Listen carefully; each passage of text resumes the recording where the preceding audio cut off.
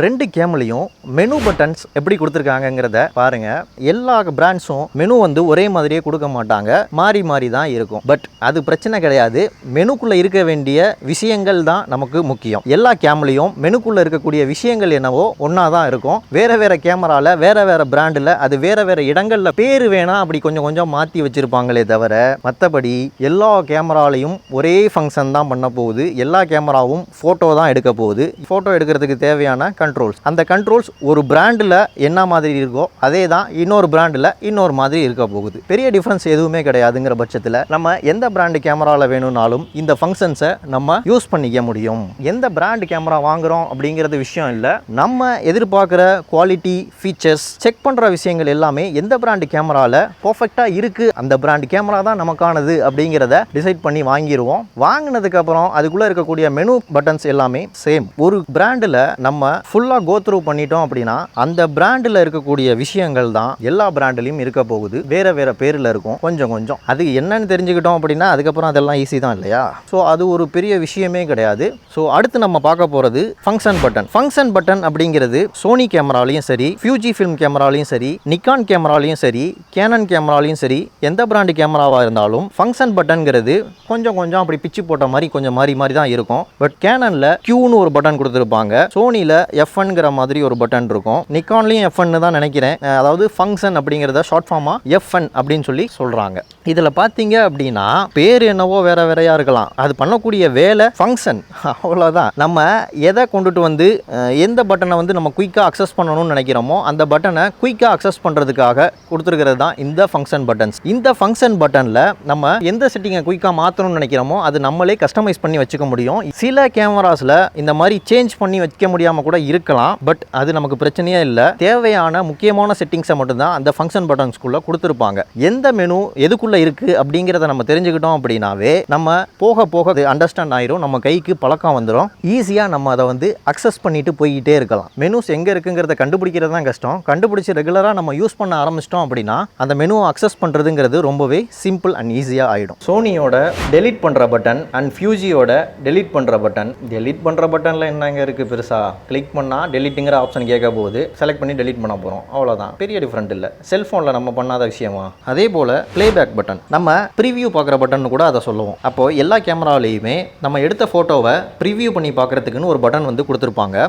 அந்த பட்டன் தான் ப்ளேபேக் பட்டன்னு சொல்லுவோம். இந்த ப்ளேபேக் பட்டன் கண்டிப்பாக இருக்கும். ஃபோட்டோ எடுக்கிறோம் அப்படின்னா டக்குன்னு அழுத்தி ப்ரிவியூ பார்க்குற மாதிரியான பட்டன் எல்லா கிராப் பாடி கேமராஸ்லையும் இருக்கும், ஃபுல் ஃப்ரேம் கேமராஸ்லையும் இருக்கும். ஸோ பட்டனோட இடம் பிளேஸ்மெண்ட் வேணால் வேறு வேறு இடங்களில் வேணால் இருக்கலாமே தவிர அது பண்ணுற வேலை என்னவோ ஒரே வேலையை தான் பண்ணணும். எந்த பிராண்டு கேமராவில் இந்த பட்டன் எங்கே இருக்குது அப்படிங்கிறது தெரிஞ்சுக்கிட்டோம் அப்படின்னா அதுக்கப்புறம் அந்த பிராண்டு கேமரா நம்ம யூஸ் பண்ணுறது ரொம்பவே சுலபமாக ஆகிடும். ரெண்டுலையும் மோட் டயல் எப்படி கொடுத்துருக்காங்க அப்படிங்கிறத பாருங்கள். சோனி கேமராவில் மோட் டயல் பார்த்தீங்கன்னா கம்மியான ஆப்ஷன்ஸ் தான் இருக்க மாதிரி தெரியுது. பிகாஸ் இது ஃபுல் ஃப்ரேம் கேமரா, நிறைய ஆட்டோமேட்டிக் கண்ட்ரோல்ஸை கட் பண்ணிவிட்டு கொடுத்துருக்குறாங்க. அதே மாதிரி கிராப் பாடியில் பார்த்தீங்க அப்படின்னா நிறைய ஆட்டோமேட்டிக் செட்டிங்ஸ் வந்து கொடுத்துருக்குறாங்க. இந்த மாதிரி ஆட்டோமேட்டிக் செட்டிங்ஸ்லாம் நம்ம யூஸ் பண்ணி ஷூட் பண்ணும்போது நிறைய விஷயங்களை சிம்பிளிஃபைடாக கொடுத்த மாதிரி இருக்கும், ஈஸியாக அண்டர்ஸ்டாண்ட் பண்ணிக்கிற மாதிரி இருக்கும். ஸ்போர்ட்ஸ் ஆக்டிவிட்டி பண்ணுறோமா, ஸ்போர்ட்ஸ்னு ஒரு மோடே இருக்கும், ஸ்போர்ட்ஸில் வச்சுட்டு நம்ம ஷூட் பண்ணலாம். கேமரா அதுக்கேற்ற மாதிரி உள்ளே இருக்கக்கூடிய செட்டிங்ஸ் எல்லாம் மாற்றிக்கும். வீடியோ எடுக்க போகிறோமா, வீடியோ எடுக்கிறதுக்கு ஏற்ற மாதிரி செட்டிங்ஸை நம்ம செட் பண்ணி வச்சுக்க முடியும். கேமரா அதுக்கேற்ற மாதிரி எல்லா வேலைகளையும் பார்த்துக்கும். இதுவே மேக்ரோ ஃபோட்டோ எடுக்க போகிறோம் அப்படின்னா மேக்ரோவுக்கு என்ன மாதிரியான செட்டிங்ஸ் வைக்கணும் அப்படிங்கிறத ஆட்டோமேட்டிக்காக கேமராவே செட் பண்ணி வச்சிரும். நம்ம ஷூட் பண்ணுற வேலையை மட்டும் பார்த்தா போதும், கேமரா மற்ற வேலையை எல்லாத்தையுமே அதுவே பார்த்துக்கும். கிராப் பாடி கேமராஸில் வந்துட்டு மேக்ஸிமம் பிகினர்ஸ் யூஸ் பண்ணுவாங்க அப்படிங்கிறதுனால அவங்களுக்கு தேவையான கன்வீனியண்ட்டான ஃபியூச்சர்ஸ் வந்து நிறைய கொடுத்துருக்குறாங்க.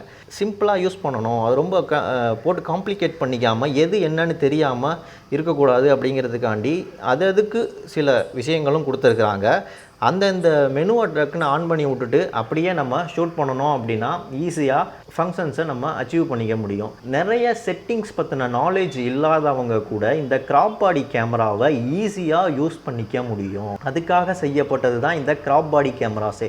ஒரி பண்ண தேவையே இல்லை. கிராப் பாடி கேமராவில் அவ்வளோ ஃபீச்சர்ஸ் கொட்டி கிடக்குது. நல்லா செட்டிங்ஸ் எல்லாம் தெரிஞ்சதுக்கப்புறம் ஃபுல் ஃப்ரேமுக்கு போகலாம். இன்னொரு விஷயம் கவனித்து பார்த்தீங்களா, இந்த கிராப் பாடியாக இருக்கட்டும் இல்லை ஃபுல் ஃப்ரேமாக இருக்கட்டும், 2 கேம்லேயுமே இந்த MSPA, இது என்ன MSPA அப்படிங்கிறது மட்டும் காமனாக கொடுத்துருக்காங்களே, அது ஏன்? 2 கேமராலையுமே இது மட்டும்தான் மேனுவல் மோட், அதாவது semi automatic mode and fully manual mode. இது வந்து காமனாக எல்லா டிஎஸ்எல்ஆர் கேமரா அண்ட் மிரர்லெஸ் கேமராஸ்லேயுமே இருக்கும். இதில் தான் நம்ம மேக்ஸிமம் பயன்படுத்தக்கூடிய விஷயங்களும் இருக்கும். பிகாஸ் நம்ம கேமராவை கற்றுக்கிறதுக்கும் சரி, இல்லை நல்லா அண்டர்ஸ்டாண்ட் பண்ணதுக்கு அப்புறமா நம்ம யூஸ் பண்ணுறதுக்கும் சரி, இந்த 4 மோடு தான் ரொம்ப ரொம்ப அவசியமாக இருக்கும் நம்மளுக்கு. எப்படின்னு பார்த்தீங்கன்னா, ஏ மோட் அப்படிங்கிறது aperture priority mode, S mode அப்படிங்கிறது shutter speed priority mode, M mode அப்படிங்கிறது fully manual mode, P mode அப்படின்னா ப்ரோக்ராம் மோட். இவ்வளோ தான். இது ஒன்றுலையும் என்னென்ன வேலைகளை பண்ணுவோம் அப்படிங்கிறத நான் இப்போ சொல்லிடுறேன். எம் மோட் மேனுவல் மோடில் கேமரா எந்த வேலையும் பார்க்காது, லைட்டை மட்டும் அண்டர்ஸ்டாண்ட் பண்ணிக்கிட்டு இண்டிகேட்டரை மட்டும் காமிச்சிக்கிட்டு இருக்கும். லைட் வந்து இவ்வளோ கம்மியாக இருக்குது, இவ்வளோ கூட இருக்குது அப்படின்னு ஒரு இண்டிகேஷன் மட்டும் நமக்கு காமிச்சிக்கிட்டு இருக்கும். மற்ற எந்த வேலையும் கேமரா கண்ட்ரோல் பண்ணாது. நம்ம தான் கேமராவை கண்ட்ரோல் பண்ணி எதை எங்கிட்டு வைக்கணும், எப்படி வைக்கணும் அப்படிங்கிறத மாற்றி போட்டு ஷூட் பண்ணுற மாதிரி இருக்கும். பட் இதில் இன்னொரு விஷயம் என்னன்னு பார்த்தீங்கன்னா, நிறைய பேர் வந்துட்டு மேனுவல் மோடுக்கும் மேனுவல் ஃபோக்கஸுக்கும் கன்ஃபியூஸ் ஆகிடுறாங்க. மேனுவல் ஃபோக்கஸ் அப்படிங்கிறது வேறு, டோட்டலாக அது லென்ஸ் சம்மந்தப்பட்ட விஷயம். மேனுவல் மோடு அப்படிங்கிறது கேமராக்குள்ளே இருக்கக்கூடிய விஷயம். மேனுவல் மோடையும் மேனுவல் ஃபோக்கஸையும் கம்பேர் பண்ணி கன்ஃபியூஸ் ஆகிக்கவே கூடாது எப்பயுமே. இப்போது மேனுவல் மோடில் என்ன பண்ணும் அப்படிங்கிறத நான் சொல்லிட்டேன் இல்லையா? ஸோ லைட்டை மட்டும் அண்டர்ஸ்டாண்ட் பண்ணிக்கிட்டு இவ்வளோ கம்மியாக இருக்குது, இவ்வளோ கூட இருக்குங்கிறத மட்டும் அது காமிச்சிக்கிட்டே இருக்கும். இண்டிகேட்டர் மட்டும்தான் பண்ணும். நம்ம தான் அது என்ன பண்ணணும், எவ்வளோ வைக்கணும் அப்படிங்கிறத செட் பண்ணி ஷூட் பண்ணுற மாதிரி இருக்கும். இதுவே மேனுவல் ஃபோக்கஸில் பார்த்தீங்கன்னா, நம்ம லென்ஸில் ரிங் ஒன்று கொடுத்துருப்பாங்க இல்லையா?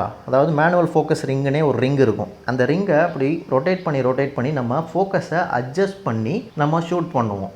அது ஜஸ்ட் ஃபோக்கஸிங்க்கு மட்டும்தான் அந்த மேனுவல் ஃபோக்கஸ், ஆட்டோ ஃபோக்கஸ் அப்படிங்கிறது. அது வேறு டிபார்ட்மெண்ட். நான் இப்போது ஃபோக்கஸ்க்கு வரவே இல்லை, மேனுவல் ஃபங்க்ஷன்ஸை பற்றி மட்டும்தான் பார்க்க போகிறோம். இது வந்து பாடியில் இருக்கக்கூடிய ஃபீச்சர். இப்போது எஸ் அப்படிங்கிறது என்னங்கிறத பார்ப்போம்.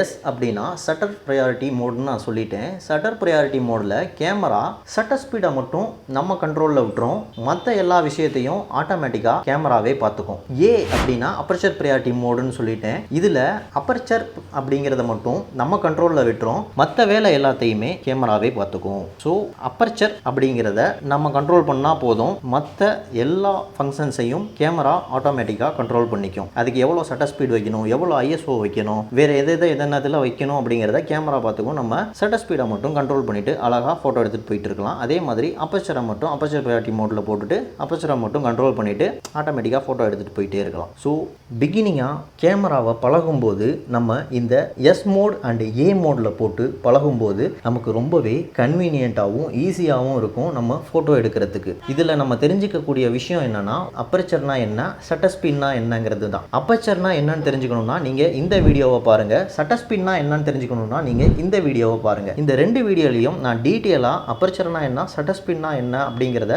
கிளியராக வித் எக்ஸாம்பிள்ஸோட ஷூட் பண்ணியே காமிச்சிட்டேன். 2 கேம்லையும் ட்ரைபாட் மவுண்ட் எப்படி கொடுத்துருக்காங்கிறத பார்ப்போமா? நம்ம இந்த பேஸ் பிளேட் இருக்கும், ட்ரைபாடோட பேஸ் பிளேட். இந்த பேஸ் பிளேட்டை இதில் போட்டு மவுண்ட் பண்ணிவிட்டு இந்த ஈஸியாக வந்துட்டு ட்ரைபாடில் இதை அசம்பிள் பண்ணிக்கலாம், டிஸ்மேண்டலும் பண்ணிக்கலாம். இப்போது சோனி கேமராவில் இருக்கக்கூடிய இந்த ட்ரைபாட் மவுண்ட் பண்ணுற இது எப்படி கொடுத்துருக்காங்கிறத பார்க்குறோம் இல்லையா? இந்த ஃபியூஜி ஃபில்ம் கேமராவுக்கும் சரி, இல்லை சோனி கேமராவுக்கும் சரி, இல்லை வேறு எந்த பிராண்ட் கேமராலையும் சரி, இந்த மாதிரி மவுண்ட் பண்ணிவிட்டு இந்த பேஸ் பிளேட்டை கொண்டு வந்து ட்ரைபாடில் அசம்பிள் பண்ணிக்கலாம். எந்த பிரச்சனையும் இல்லை, அழகாக மவுண்ட் ஆகிடும். எல்லா DSLR அண்ட் மிரர்லெஸ் கேமராஸ்லையுமே இந்த ட்ரைபாட் மவுண்ட் பண்ணக்கூடிய ஹோல் வந்து கொடுத்துருக்க தான் செய்வாங்க. இது கண்டிப்பாக எல்லா கேமராலையுமே தேவைப்படுங்கிறது மேனுஃபேக்சருக்கு தெரியும்.